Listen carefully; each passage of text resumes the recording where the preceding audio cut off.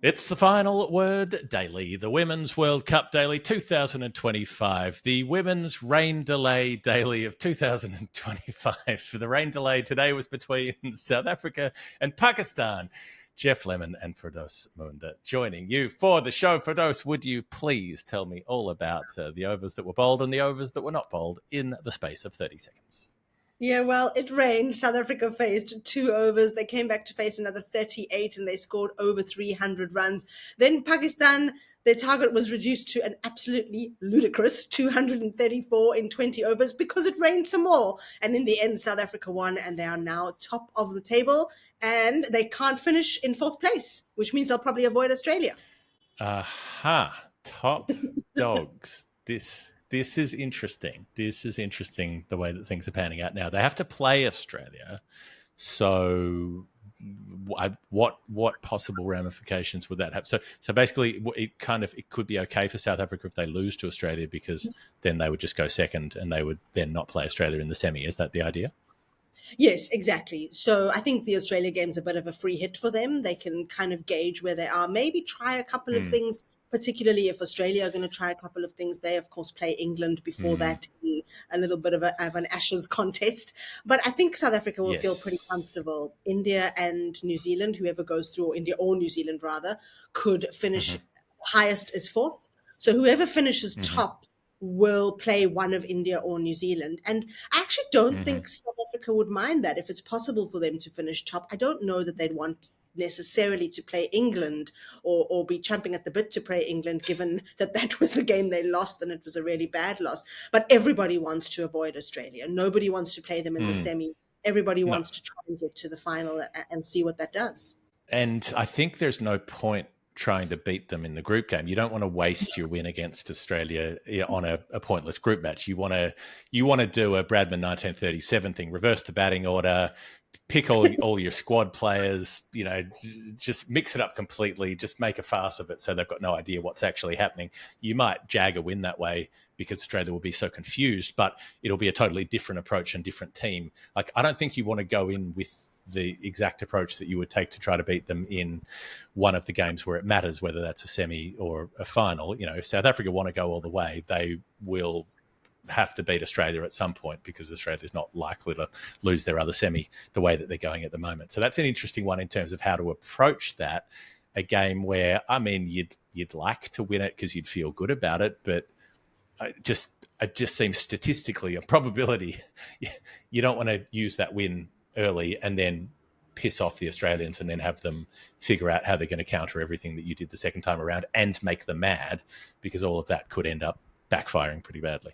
Exactly. Look, Australia, I think, will also probably be without Elisa Healy. She's already out of the England game with a bit of a calf issue, so Mm-hmm. they'll probably bring in Georgia Vol. I think they might also get to the South Africa game and just be like, you know what, we don't actually need to do too much here. Let's just Mm-hmm. have some fun. Let's see how we can entertain. South Africa have already emptied their bench, so they might have to reverse empty their bench, I suppose, bring someone Mm-hmm. like a Sonalo Jefter, Masabata Class back Mm-hmm. in. I think that game is really just to have fun. South Africa have only beaten Australia once in an ODI, and it was quite recently, early in 2024. So I don't think there's the fear. There's obviously a lot of reverence and respect for Australia, but I think South Africa, and Mm. certainly the way I saw them today, they seem very game aware. They really know what's going on. I'm sure we'll talk about that a bit Right. later as we're trying to rush through 20 overs to get the result. But they're exactly where they want to be. They're in a great position. Nobody remembers 69 all out. And I think they'll be feeling really good and really confident. And I'm just disappointed that we have a week pretty much of dead rubbers apart from India, New Zealand. Mm. In a way, the worst result for South Africa might be if they beat Australia, but also England beat Australia, and then Yes. England would go top, South Africa would end up second, Australia would be third, and they would have to play them in the semi-final. So maybe don't do that. Fourth spot is the only one that's still open, so none of the teams fourth or below could catch up to third on the points. So India and New Zealand, fourth and fifth, equal on 4 points. Sri Lanka also on 4 points, but they've only got one game in hand. New Zealand and India 2 games in hand. A fair few ways that could shake out as we wait to see what went on. So the game today, this was an extraordinary battering from South Yes. Africa, batting wise, because I mean, if you make 312, that's a top 50 over score, especially in the women's game. That is a big score. If you make it in 40 overs, that's a ridiculous score. I was just looking up run rates across an innings. So for an innings of this length, there have been 9 in the history of women's ODIs that were faster scoring than South Africa today. And most of those were against Ireland and one was against Denmark. So there are only a couple of sort of, say, top 8 teams that have had that sort of rate scored against them. It's happened in a couple of Australia. It might have been that one Australia-India game, actually, when Australia and India were tearing each other apart just recently. I suspect it probably was, where Australia made 412 and then India made 369. Yes, indeed. So two of the 9 came from the same recent match, which was an insane match. And then the rest of them pretty much were against Ireland and Denmark, with 1 or 2 against Pakistan, one by New Zealand and one by Australia. So absurdly fast run rate across the innings. So 7.8 is what they went at across the 40 overs. A lot of it was built on the base from Laura Woolvart, who made 90 off 82 balls. Sunele's helpful at number 3, 61 off 59. And then it was Marizanne Kapp and the final blast from Nadine de Klerk, who just loves to come in and belt a 6. Well, she hit 4 of them in not much more than 4 balls. And Kapp was 68 off 43, not out. She hit 3 sixes as well along the way. So many teams have found it hard going against Pakistan and struggled to score quickly against their spin. And then you've got a player like de Klerk who goes 41 off 16 balls, 3 fours, 4 sixes. And even though there was a little late collapse, 3 wickets fell in the last over as South Africa were swinging for everything with a run out and a reverse sweep attempts when Malaba got bowled. But it didn't matter by that point. It was an absurdly confident score, and particularly from a team that got bowled out for 60 in game 1, and then they've roared through and beaten everybody since. Like, what's going on with South Africa's World Cup campaign? I mean, I just want to talk about the 39th over, which was the over bowled by Fatima Sana. It ended up being the penultimate over of the innings, and Nadine de Klerk started that with a 6, basically back over Sana's head, and it was a big 6. It was 68 meters, and I thought, oh, that might be one of the biggest of the tournament. Anyway, her next 6, which came after she'd hit 4, was 73 meters, and that was over mid wicket. Mm-hmm. And I mean, to me, that sounds like a really big 6. And then Marizanne Kapp hit one as well. So the over in total went for 25 runs, and just completely demoralizing for a Pakistan side that I think checked out some time ago. There was a lot of time in the rain and a lot of time to think we might get a point out of this. And they've obviously been in Colombo the whole tournament, which I think can't be easy given the weather and given how difficult it's been to actually get game time in. So that over really, really did it. I think what we saw from Nadine de Klerk today was she really had license, right? It was go out there and just do what it is that you think you might need to do in a game situation where you have to hit these balls for 6. Today, she was just, let me just see if I can clear the boundary. And she's such a good ball striker. Yep. It's coming off so clean. I haven't seen her play like this ever. Really, the last 3 matches, she's been phenomenal for South Africa. And just to Laura Woolfart, she scored at more than 100 strike rate, which she doesn't always do. Such a great, as we know, offside player, but really 50 of those 90 runs came between extra cover and probably mid-on. So that's really where she was hitting, just down the ground in that region. It was really, really great to see. And went aerial a couple of times, hit a couple of 6s herself, which you also don't always see. So her game continues to grow and expand. The thing about de Klerk's flurry, I agree with you with what you're saying. And at the same time, I also don't think she got any of them cleanly. They were all... she didn't hit any of them as well as she could possibly hit them. They were all a bit across the line. They were all sort of slightly angled bat rather than a full straight bat swing where you would get, the maximum power is when you've got that a strong base and the bat comes through straight and you get the full face. All of these were across the line of the ball and they all went high. There was an element of being dragged and they still all cleared the rope. So what's she going to do if she actually times one? What's going to happen if she actually gets the full clean swing through over long on? Bring the boundaries out. Yeah, it might be time for it. We'll at least put the advertising fences back so you don't get Marufa Akhter almost destroying herself by crashing into the fence yesterday. I'm still mad about that.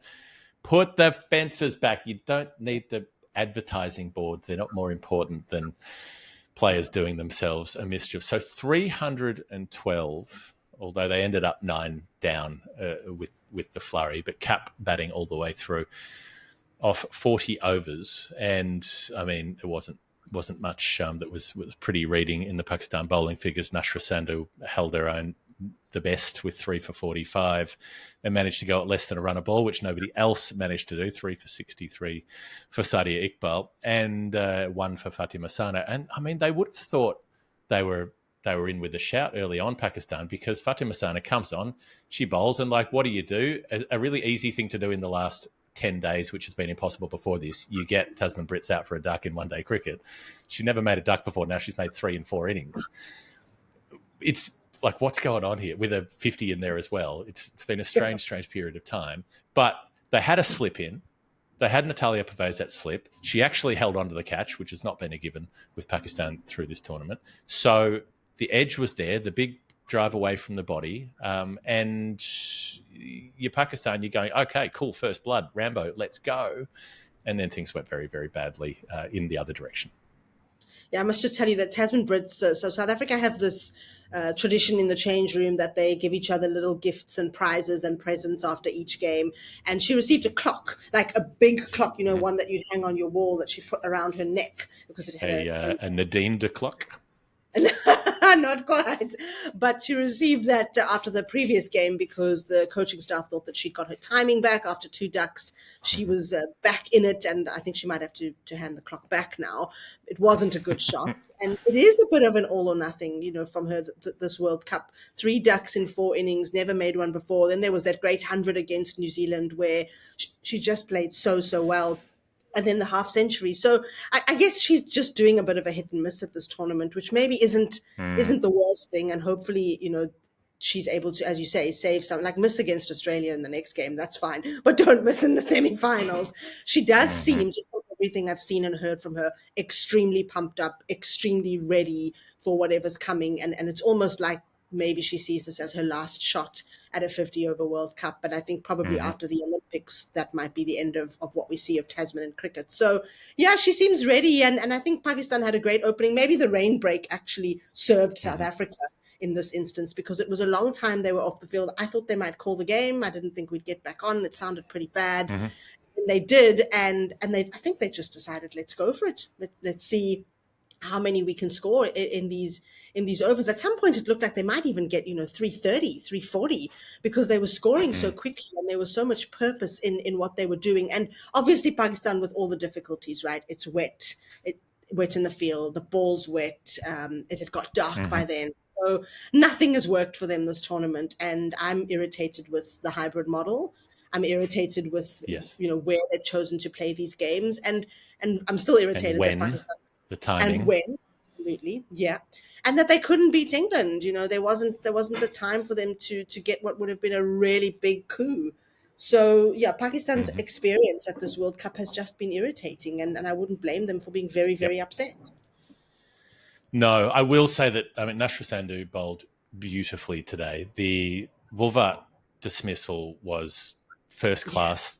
The ball hanging in the air, the drop on her. You've got a player who's 90 off 81 balls at that point and goes, cool, I'm going to gallop down the pitch and drive this down the ground. And it dropped so far short of her. She was nowhere near it. If you can beat a player that hard who's playing that well, it meant that she was so far from the pitch of the ball, she had no chance of getting her hands to the line and stopping that ball getting past her. So she's stumped. Nashra Sandhu had already got Sunelise out by following her so far outside the leg stump. Sunelise was backing away almost to the square leg umpire to try to drive the ball over cover and had no room to do so, but had already committed to the shot. So that was another tick for Nashra Sandhu. And then the delivery that moved away from Karaba Meso, and it was a brilliant catch. It was a catch and a stumping. I think it was the outside edge and then got the bails off before the foot went back. So all 3 of Nashra Sandhu's wickets were first-class spin bowling. Why was Karaba Meso playing as the keeper and not Jafta? Yeah, I guess, she's played the last 2 games now. So either South Africa have dropped Jafta, who we know has been moved up to number 6 and hasn't really performed up to standard in that position. I don't think Karabo Meso is as good a keeper as Jafta, so I suspect we'll see Jafta back when it really matters. But Colombo Miso is a very good batter, and she played in a tournament, the SA Schools T20, which is part of the SA20. And she scored a century in the final for her school, which is called Stain City. And so that doesn't sound like maybe that much, but it's a really big deal. She's only 18 years old. She was 17 at the time that she scored this 100. She is a good batter, and she could bat as high as even 3. She opens the batting domestically. So she's a better bat than Jafta, and she's definitely the future. And I think we're seeing that transition start to come in. Stain City sounds like a giant laundromat, like a chain of laundromats. It's not. I'm not being there myself, but it's not a laundromat. Keep your eyes open for a bargain, Stain City. So Pakistan got nowhere near it. In reply, Munibur Ali had a slog early at Ayabonga Kaka and got out, and then they had some rain. Was it before? Was it after that? You think it was after that. It's all blended into itself, all the rain delays. And then Marizan Kapp came in and got 3 for, because of course she did. And Pakistan really didn't have a hope. They were just having a swing and hoping for the best. Went off for rain, came back, ended up needing that 200 and more that you talked about from 20 overs, ended up at 83 for 7. So Cap with 3 for 20 to go along with an unbeaten 50. Shangase got 2 for 19, Kaka 1 for 14, and South Africa happy as a clam at the moment. We will go to the Hall of Fame after I remind you about the work of Lacuna Sports, because they're the company that makes cricket kit for women and girls, because most cricket kit is made for men and boys, and it doesn't fit women and it doesn't fit girls, and it doesn't do the things that they need it to do. There's a case study here from Marlborough Cricket Club. So this was Lacuna assisting with getting a girls team started to begin with, and this is a great way to do it. If you're running a club, you want to get your women's and girls teams in the right kit.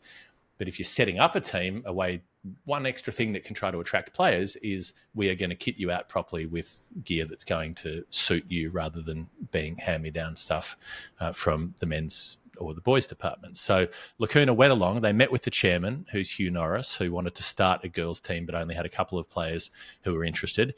He asked advice from Lacuna Sport about kit. They went around the local schools with flyers. They offered free coaching sessions.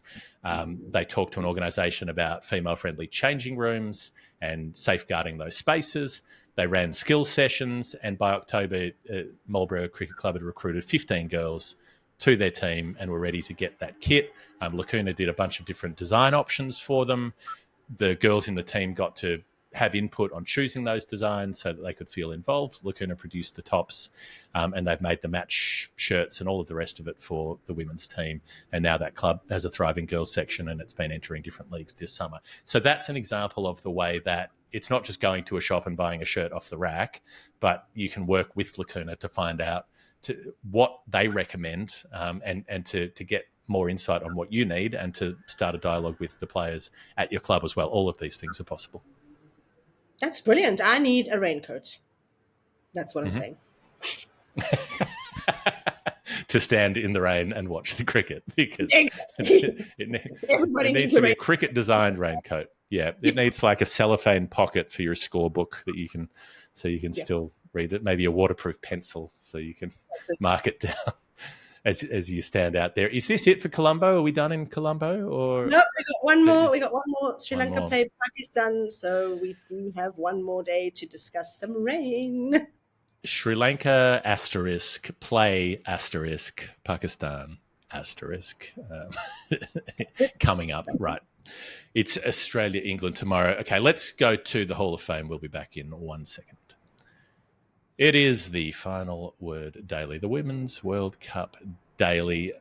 Hall of Fame. It wasn't a hugely Hall of Fame-y day today, but what, if anything, caught your eye, Firdose? Well, I've got a couple. So I had just finished watching the men's test. South Africa are also playing Pakistan, so I've just been seeing everything in double today. But when I switched over, Laura Wolfhard had whacked one, and it was off... it was off Fatima Sana, and she whacked it towards the square leg umpire. It was the Indian umpire Janani, and it hit her really hard on the foot, and they were both apologizing to each other. So Laura apologized, "Oh, I'm so sorry, I've hit you on the foot," and the umpire apologized, saying, "Oh, I'm so sorry, I got in the way of your boundary." Exactly. I love that one. That's good. That's very. I'm surprised that they should have all been English. Normally when everybody's apologizing to everybody else, they're involved. I'm so sorry. I'm so sorry. I'm so sorry. I've got my blood on your shoe. I'm Yes. so sorry. Yes. And then just right at the end, I saw raindrops falling at about the 17th, 16th, 17th over. And South Africa really needed to get through overs in order to get a 20 over minimum and get the points that they wanted. And you could see them racing through overs. They ended up obviously just bowling all the spinners. But there were two things that could have happened that delayed things. So there was an LBW appeal, Chloe Tryon to Sidra Nawaz. And Chloe looked towards Laura Wolfart like review. And I could lip read her saying, "I'm not reviewing, we're running out of time." It was just like, let's get this going. And then in the final over, Ramin Shamin hit Chloe Tryon to Nondumiso Shangase at mid-off. She didn't really move much. She kind of stood and just arched her back. Like, let me think about catching this. No, we're running out of time. And she ended up not even attempting really to catch it. And South Africa could bowl those final two balls. I think they just needed to get through the overs. So I think game awareness, which I spoke about at the beginning, the awareness here is we've won the game by far. Pakistan needed to score a 4 off every ball. So let's just get this done. Yeah, it's no benefit to us if they're 2 wickets further down, but we've only bowled 18 and a half overs, and it's no result, aside from a couple of players getting a stat in their columns. So that is interesting, and it's like a rare use of justified spot fixing. Like it's a little grey area to be like, I'm going to choose not to dismiss a player who I could choose. I suppose another option is you could just not appeal for like you could nail someone on the pad in front of middle, and your every instinct would be to appeal. But I've actually played in games like that before at, say, where you've got pub cricket level, where you've got a retired player who's coming back, and you just don't appeal for certain things with a couple of overs to go because you don't want to get the number 11 out and have the better player come back in. So, but it's interesting to see that happening at international level. I'll also just have a special mention for, it was Mitali Raj on commentary when at the start of the Pakistan chase, when Munibur Ali goes across the line, big top edge, and Mitali goes, "Oh, that wasn't required. Could have taken a little more time." I'm like, mate, they need 300 off 40 overs. Then they need 250 off 20. Like, yeah. You got to. I mean, I understand, Mitali, that your career was built around not playing that many shots, but it's not always the way to go. There was not, in fact, all that much time to be had. Anyway, a game happened. The result was had. South Africa are top of the table for now. They've got 1 game in hand. They're on 10 points. They're happy. Pakistan are down the bottom. They're not. They've got 2 points, and those 2 points are from washouts. So that's it. We will be back tomorrow because, of course, we will, because it's a daily show. It's Australia-England tomorrow. The grudge match. Settle in for that. If you want to check out Lacuna Sports, their link is in the show notes. If you want to join our Patreon to help us make the show, that's how it happens. It's crowdfunding on an ongoing basis, but there are lots of perks and fun things if you join up.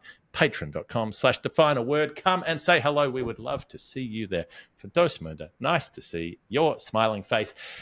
Let's get out here. We're done. That's been The Final Word Daily. Bye.